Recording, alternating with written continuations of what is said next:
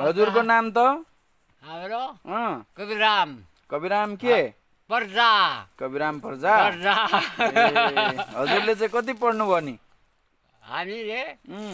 हामी पढेन हामीले पढ्नु भएन पढेन बाबा आमाले सिक्राबास गरेन अब त केस फुलिसक्यो दाँत झरिसक्यो र खुम्रिसक्यो अब त के गर्नु ए अब नाति नातिनीहरूलाई पढाउनु पर्यो अब त अब त्यो त खुस गरोस् अब हाम्रो छोरा छैन छोरी छैन सिक्छन् पुरा ल ल हामी दामराङतिर लाग्यौँ ल ल ल ल राम्रोसँग